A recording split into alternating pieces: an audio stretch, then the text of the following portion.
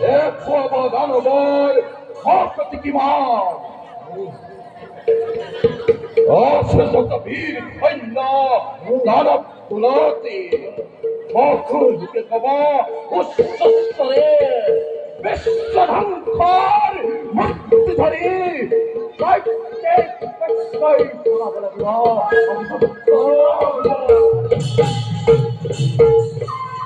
তাদেরকে ঘিরে রাজ্য দেখতে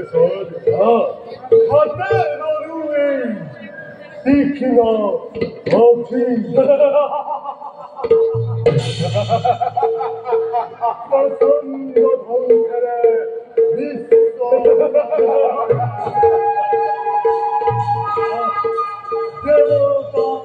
ধরে দিব বলক ধরে দিব আরু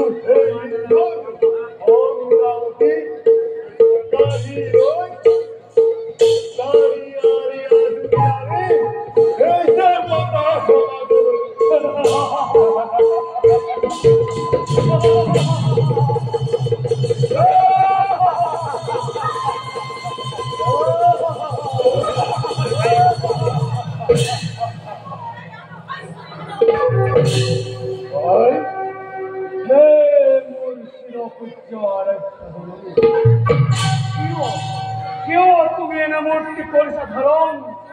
পুত্র আগত আহি মুক্ত খিলই আরক্ত নয়ন দেখু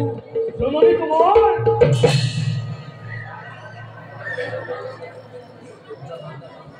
অভিমানী হে দিবিয়া মতি বোধ কোয়াফিতে নখি পলম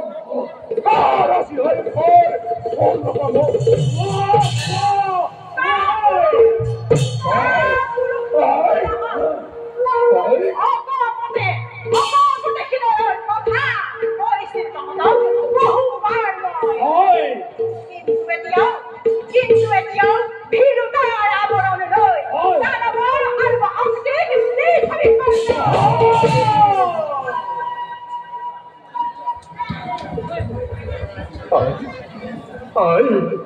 ভাগীপতি কোৱা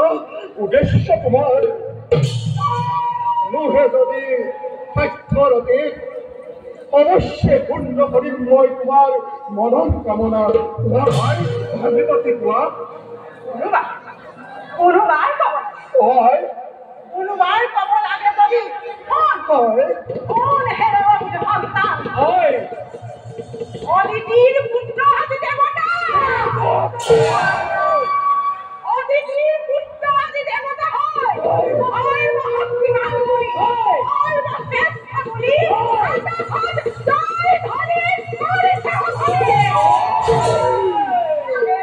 আৰু কি জানা পুত্ৰ আৰু কি জানা মংগল উৰুলি হৰি কৰি ৰমণী আদি মৃত্যু কৰে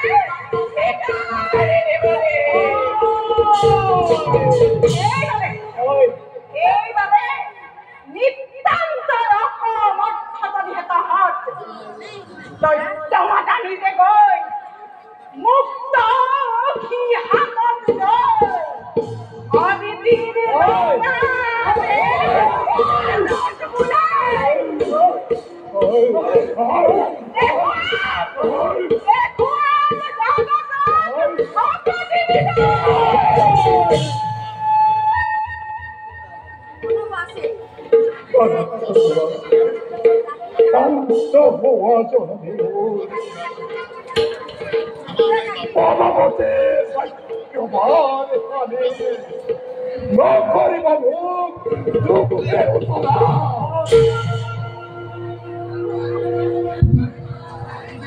নদী হিংসার দাবা দলে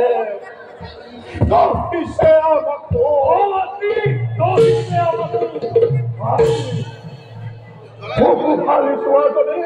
মুক্তাকে রাই বিকাশে সারকর এই মহাদল বিশ্বত্তর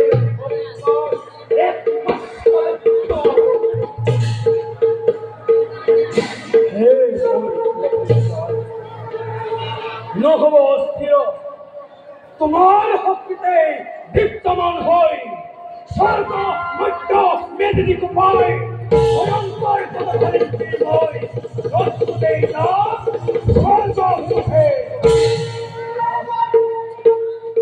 জয়ৰ স্তৰে স্তৰে ৰথ ভ্ৰমন্তে ৰমকৃষ্ণ বাহুৰ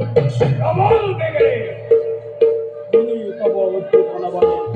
অন্তৰত মই নহিছো প্ৰেৰণা অন্তৰত শিৰোক্ষমেৰে মাতৃৰ পৰীক্ষা কৰিবৰ বাবে মই অকলে কৃষ্ণগুৰি মহাপ্ৰলয়ৰ কৰিম ঘোষণা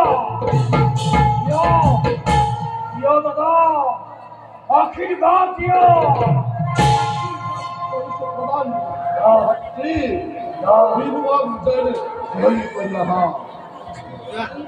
এই